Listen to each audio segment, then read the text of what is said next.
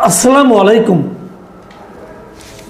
প্রিয় দর্শক, এইচএসসি পরীক্ষা নিয়ে গত দুদিনে যা কিছু ঘটল তার মাধ্যমে কিন্তু আমাদের সোসাইটির আসলে মানসিক স্থিতিটা কোথায়, মানে মেন্টাল স্ট্যাটাসটা কোথায় এই সমাজের, সেটা আমার কাছে যেন মনে হয় আমাদের কাছে আরেকবার পরিষ্কার হয়ে গেল। ছাত্রছাত্রীর প্রতি প্রশাসন বা সরকারের দায়বদ্ধতা কতটুকু, বিপরীত দিকে আমাদের যারা শিক্ষার্থী আছেন তাদের চিন্তা ভাবনা এবং সেই চিন্তা ভাবনার প্রকাশের ভঙ্গিটা কী ধরনের সেটাও আমরা দেখতে পেলাম। এবং এই দুটো মিলিয়ে আমরা কি খুব আশান্বিত হতে পারলাম আমাদের ভবিষ্যৎ নিয়ে? আমার কিন্তু সন্দেহ আছে। দেখুন, শিক্ষামন্ত্রীর আচরণ কর্মকাণ্ড নিয়ে গতকালকে আমি একটা কন্টেন্ট করেছিলাম। উনি যা কিছু করেছেন, যেভাবে কথা বলেছেন, যে সমস্ত সিদ্ধান্ত নিয়েছেন, এর অনেকগুলোই আমরা মনে করি যে ব্যাপক সমালোচনার মুখে পড়তে পারে। অনেকগুলো নিয়ে আমার কাছে মনে হয়নি যে উনি খুব দায়িত্বশীলতার পরিচয় দিয়েছেন। এটা একদম সঠিক কথা। উনি প্রশ্নপত্র নিয়ে ফিজিক্স পরীক্ষার দুটো প্রশ্নেই ভুল ছিল। সেই ভুল প্রশ্নের জন্য যে অজুহাত দিলেন, যেটা আগে সরকার করে গিয়েছিল, এটা আমার কাছে খুবই হাস্যকর মনে হয়েছে। কারণ একটা পরীক্ষা হবে যে বছর, তার এক বছর আগে কি তার প্রশ্নপত্র হয়?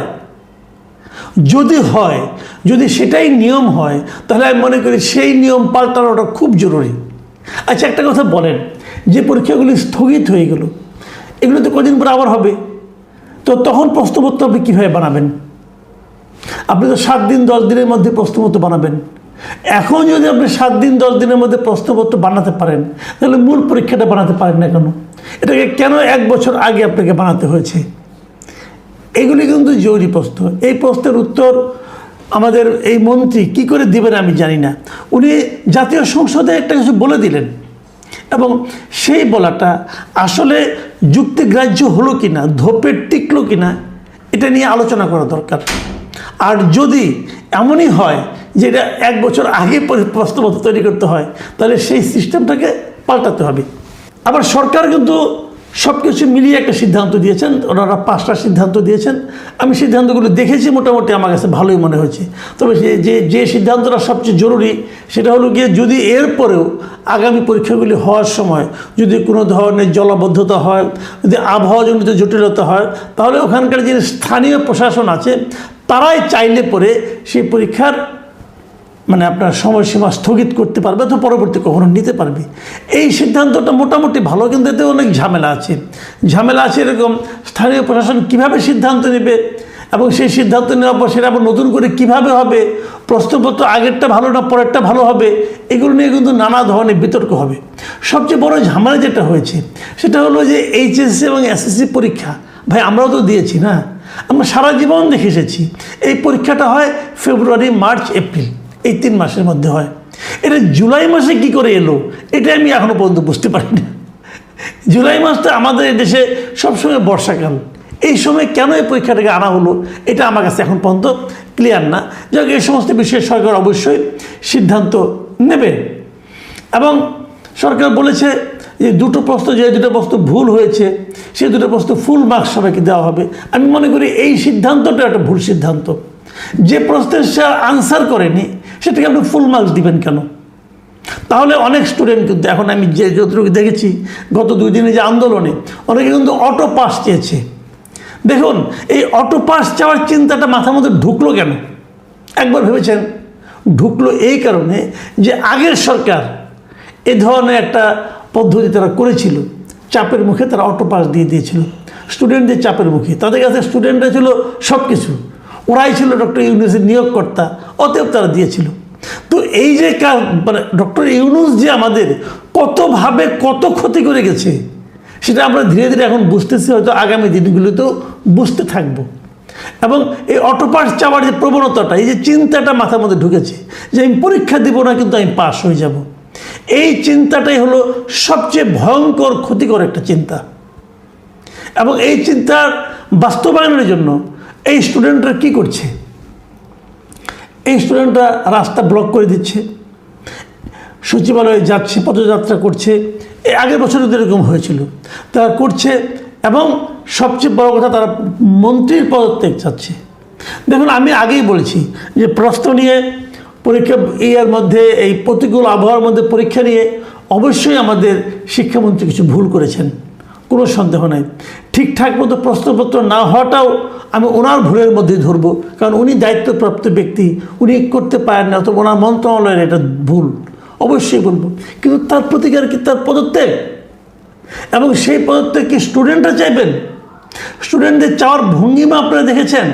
আমার মনে হয় যারা সোশ্যাল মিডিয়ায় দেখেন তারা নিশ্চয়ই দেখেছেন যে তারা কি ভাষায় শিক্ষামন্ত্রীর প্রতিবাদ করেছে, পদত্যাগ চেয়েছে।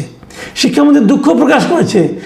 একটা নারী, একটা মেয়ে দেখলাম, বাচ্চা একটা মেয়ে, সে বলতেছে শিক্ষামন্ত্রীর দুঃখ প্রকাশ ধুইয়া কি আমি পানি খাবো? কি ল্যাঙ্গুয়েজ! এরকম ভুল কি আগে হয়নি?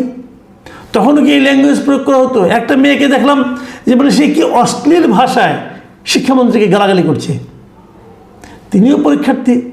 আবার আরেকজনকে দেখলাম যে ওই মেয়ের, ওই নারীর গত কয়েকদিনের পরীক্ষার আগের কতগুলি তার আনন্দ উল্লাসের ছবি দিয়ে আরেকটা ভিডিও করেছে, এবং এখন তার কি অশ্লীলতা এটাও বলছে। এদের ভাষার কোনো ঠিক ঠিকানা পাচ্ছি না আমি। একটা এইচএসসি পরীক্ষার্থী, তার ভাষা এমন হবে কেন? পরীক্ষার প্রশ্নপত্র নিয়ে প্রশ্ন উঠেছে যে প্রশ্ন নাকি কঠিন হয়েছে, অথচ আবার কিছু কিছু স্টুডেন্টকে দেখলাম তারা বলতে যে প্রশ্ন তো কঠিন হয়নি, আমরা তো পরীক্ষা দিতে পেরেছি। তার মানেটা হচ্ছে এই যে যাদের কাছে প্রশ্নটা কঠিন ঠেকেছে তারাই বেসিক্যালি শিক্ষামন্ত্রীর কিছু কিছু ভুলকে কেন্দ্র করে আন্দোলনটা করেছেন। এটা হলো একটা বটম লাইন, এটা আমি যতটুকু বুঝতে পারলাম। আর শিক্ষামন্ত্রীর কিছু ব্যাপার আমি বুঝতে পারি না। উনি পরীক্ষা নিয়ে যতটা ব্যস্ত, উনি কিন্তু শিক্ষা পদ্ধতি নিয়ে ততটা ব্যস্ত না। এই শিক্ষামন্ত্রী উনি একসময় 2001 সালে যখন নাকি বিএনপি ক্ষমতায় ছিল, তখন শিক্ষা উপমন্ত্রী ছিলেন উনি। শিক্ষা উপমন্ত্রী অথবা প্রতিমন্ত্রী, আমার ঠিক খেয়াল নেই। যাই হোক, উনি পূর্ণমন্ত্রী ছিলেন না। ওই সময় উনি নকল বন্ধের জন্য কিছু পদক্ষেপ নিয়েছিলেন। তখন নকল বন্ধের প্রস্তাব উঠছিল কেন? উঠেছিল এই কারণে যে এর আগের আওয়ামী লীগ সরকারের আমলে শেষ দিকে প্রবল বেগে নকল হচ্ছিল। সেই নকল থামানোর উদ্যোগ নিয়ে এই মিলন সাহেব খুবই সফল হয়েছিলেন। এই জন্য উনি অবশ্যই ধন্যবাদ পাওয়ার যোগ্য। কিন্তু মিলন সাহেবকে বুঝতে হবে, তারপর প্রায় 2 দশকেরও বেশি সময় পার হয়ে গেছে। এখন কিন্তু দুনিয়া অগ্রসর হয়েছে, শিক্ষা পদ্ধতি অগ্রসর হয়েছে, শিক্ষার মাধ্যম অগ্রসর হয়েছে, যোগাযোগ মাধ্যম অগ্রসর হয়েছে। এখন আমাদের শিক্ষা ব্যবস্থার, আমাদের শিক্ষার প্রধান সমস্যা পরীক্ষা নয়, প্রধান সমস্যা শিক্ষা পদ্ধতি। আপনি খবর নিলে জানবেন, পৃথিবীর সবচেয়ে ভালো শিক্ষা ব্যবস্থা বলা হয়ে থাকে ফিনল্যান্ডের। ফিনল্যান্ডে শিক্ষাটা শুরু হয় 7 বছরের আগে না। 7 বছর আগে কেউ স্কুলে তারা নেয় না, 7 বছরের পর থেকে নয়। এবং সেই স্টুডেন্টের বয়স 18 হওয়ার আগ পর্যন্ত তাকে সিরিয়াস কোনো পরীক্ষায় বসতে হয় না, তাকে সিরিয়াস কোনো পরীক্ষায় বসতে হয় না। এবং তারা যখন স্কুল করেন, ক্লাস করেন, সেই ক্লাসে তারা ম্যাক্সিমাম থাকেন 4 ঘন্টা, মানে 4 ঘন্টা তাদের ক্লাস হয়। এই যে ব্যবস্থা, এটা আমাদের দেশের সঙ্গে খাপ খাবে। আমরা ভাবলো বলে কি এত কম সময় পড়াশোনা করে পরীক্ষা ছাড়া কেমনি গেলে ভালো করবে, এই যে বলি না আমরা। অথচ দেখেন, ফিনল্যান্ডকে বলা হয় পৃথিবীর 1 নম্বর শিক্ষা ব্যবস্থা, এবং তারা ম্যাথে, সায়েন্সে এবং মানে ভাষাবিদ্যায় তারা কিন্তু পৃথিবীতে 1 নম্বর এই মুহূর্তে। তা আমরা 1 নম্বর থেকে শিখবো না কার কাছ থেকে শিখবো?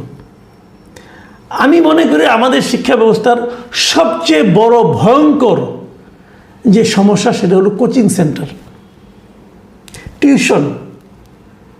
স্কুলের টিচাররা টিউশন করেন, ওনার বাসায় উনি একটা বড় রুম নিয়ে সেখানে ব্যাচে স্টুডেন্টদেরকে পড়ান।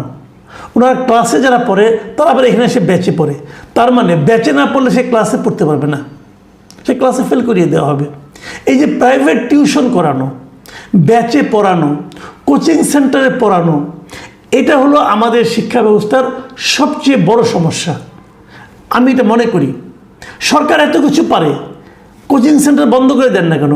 যদি কোচিং সেন্টারে ভালো পরীক্ষা হয়, ভালো পড়াশোনা হয়, তাহলে স্কুল বন্ধ করে দেন, কলেজ বন্ধ করে দেন, তাহলে সবাই কোচিংয়ে পড়ুক। এই কোচিং হলো সবচেয়ে বড় বিস্ফোরা। এটাকে যতদিন বন্ধ করতে না পারবেন ততদিন আপনি শিক্ষা ব্যবস্থাগুলো পরিবর্তন আনতে পারবেন না। পরীক্ষা কমাতে হবে। সারা দুনিয়াতে এখন পরীক্ষা, এহসানুল হক মিলন সাহেব বলেন উনি আমেরিকান স্টাইলে পড়াশোনা করাবেন আমাদের দেশের লোকজনকে। আমেরিকায় কি এভাবে পড়াশোনা হয়? মিলন সাহেব তো একসময় আমেরিকার নাগরিকও ছিলেন। যদ্দূর শুনেছি কেউ কেউ বললো, দেখলাম সোশ্যাল মিডিয়ায়, ওনার ছেলে মেয়েরা নাকি আমেরিকায় থাকেন, ওনার সন্তানরা। তাহলে ওনাদেরকে জিজ্ঞাসা করেন না আমেরিকায় কি আমাদের মতো এরকম মুখস্থ পরীক্ষা হয়? আমেরিকায় কি আমাদের মতো এরকম কোচিং সেন্টার কেন্দ্রিক পড়াশোনা হয়? এটা খবর নেন না আপনি। পারলে কোচিং সেন্টার বন্ধ করেন। পারবেন না, আমি আপনাকে চ্যালেঞ্জ দিয়ে বলছি আপনি পারবেন না। কারণ কোচিং সেন্টারের সঙ্গে এত টাকা জড়িত এবং সেই টাকার ভাগ এত এত জায়গায় যায়, আপনি নিজে পান কিনা আমি জানি না, পাওয়ার কথা।